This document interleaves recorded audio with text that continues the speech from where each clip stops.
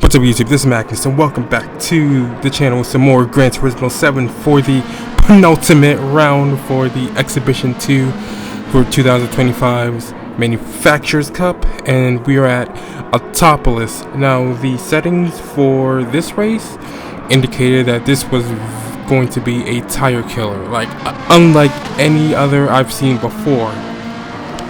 And for some reason, like probably due to the suspension setups, the Porsche had very bad tire. Has very bad tire wear. It used to be back in the day, the Lamborghini and the Audi. Well, more so the Lamborghini had very bad tire wear. But this time around, since the physics and the suspension changes, the Porsche seems to have the worst tire wear, which was kind of surprising. You know, I've often mentioned this, that the Porsche and the Audi, not the Audi, but the Lamborghini have pretty much switched roles, where the Lamborghini is much more comfortable to drive. Like the Lamborghini is much more compliant to drive, and you know what I mean by that is it has great rotation. The understeer is not as excessive as the Porsche. However, the only downside to this car is the fact that it is very, how can I say, very unstable when it comes to curbs and bumps and stuff. But other than that, for my own personal opinion, I think it's faster than the Porsche. I think it's faster than the Ferrari as well. In fact, I think that may be the most capable mid-engine car in Gran Turismo 7. As far as GT3 Group 3 machinery is concerned, I would say it's the Lamborghini, then the Porsche, then the Ferrari, then the Audi. But that has certainly changed due to the recent BOP or balance of performance change that has happened over last week, or I guess at the time of recording this, Thursday, because we got the new Vantage, a new Renault, and some other car. You know, we don't care, but yeah, I cannot wait to see what's going to happen going forward. You know, is the Lexus going to be the new Supra? I don't know. I can't wait to see what the new daily races are going to be in the next couple of hours. So, but overall, sticking to this round, I think I did pretty good. I think I was more consistent. Obviously, the tire wear and controller, you know, we're gonna have some issues.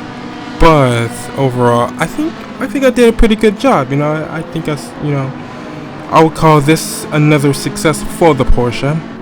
And yeah, let's get right into qualifying. So we are starting the qualifying. Here is the grid, and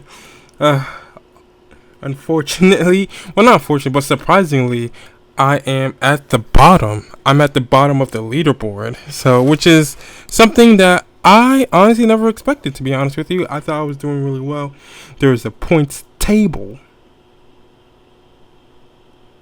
But we're just going to, do our best here. Autopolis is not a track that I normally drive.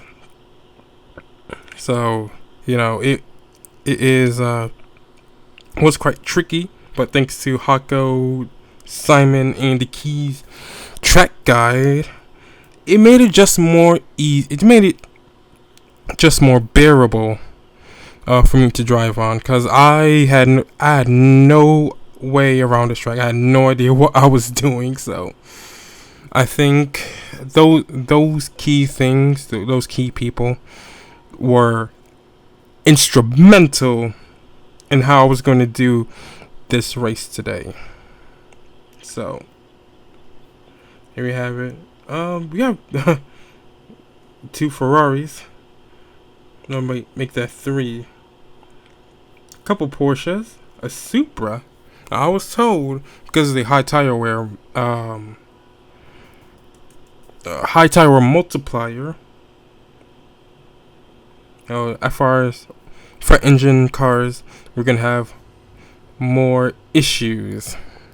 But that I'm not sure. Maybe I'm just I'm just bad at saving tire. I don't know. But we are in the qualifying session now. I was told personally to put the brake bias to the rear, all the way to the rear to save the front tires, which is kind of surprising to me because normally when I had put the brake bias to the front, that would normally save the front tires and not the rear tires. And I would have thought that saving the front tires would be the most beneficial way to completing this race, but I mean, I don't know. Ever since the suspension changes, I've been putting the bias to the rear, so it's kind of a new and interesting way for me to drive this car. For since I can remember, I think even in the beginning of Gran Turismo Sport, I was driving this car with the brake bias to the front. So, and from what I understand, if you put the brake bias to the front, the car is more stable going into corners, but it can't induce understeer. However, if you put the brake bias to the rear, the car will rotate better, but may induce oversteer. So that's what I got out of this. From what pros, people who are better than me at the game than me were saying. So that's something I learned. The hell?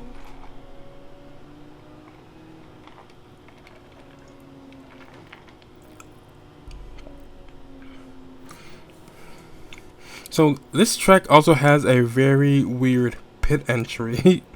It's worse than Bathurst. It's probably worse than 24 Hours Hers Du Mans or Circuit de la Sarthe or Le Mans, however you want to pronounce it. You want to know what though? Right before we got out on track, it did show the temperature I think it was 93, 94 degrees. I wish they would put that in the events page rather than just artificial multipliers, because that would make it seem more real. Instead of 6 times tire, just say, hey, the track temperature is 98 degrees. Then we'd be like, oh, okay, it's really hot, so we're gonna burn them. We're gonna burn the tires instead of just like I said, 6 times multiplier, stuff like that. I don't know what they should do with fuel, because I believe every car is different. Every car burns fuel differently, so I don't think they should add an artificial fuel multiplier. It's just based on the car. Which car uses fuel the least, which car has better fuel management. It's not just artificial. Hey, every car is gonna burn 3x fuel at the same time. I don't know. That's something I have to discuss with my friends, see what they think.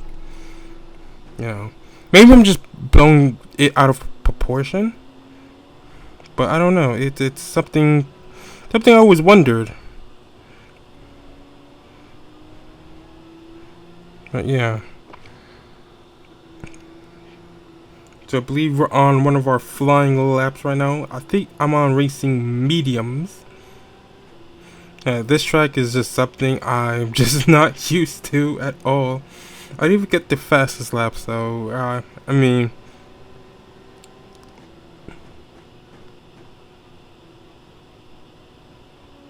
it's not. Oh, and I went onto the grass. I got dirty tires, chat. I got dirty tires. And that clearly messed up my time. I'm in the red right now. So yeah, like, you can already see my tires just absolutely getting shredded right now.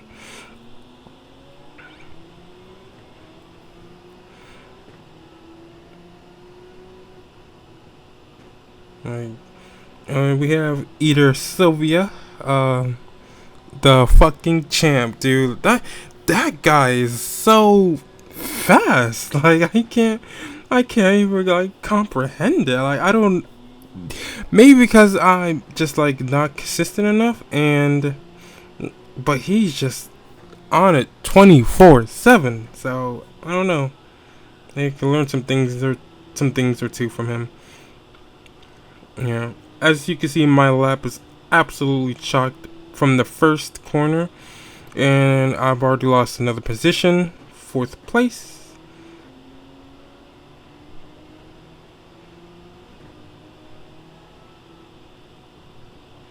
Alright, we're gonna understeer there.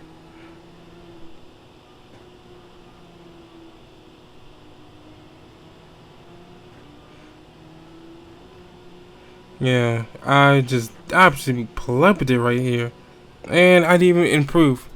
Didn't improve. But, I mean, I got a 4th place, which isn't a bad starting grid. It's not a bad, especially for a track that I've never really driven on before. And I can't really blame the multipliers because everybody's on the multipliers. So, you know, it is what it is. You got a Ferrari in pole position. That's neat. That's neat. So yeah, I will let you guys listen to the intro music and like the intro itself. If you guys do enjoy this video, please don't forget to like, comment, and subscribe. Helps me out, and I'm trying to really like grow this channel so it could be something more than what it is right now. So without further ado, I'll see you guys after the race.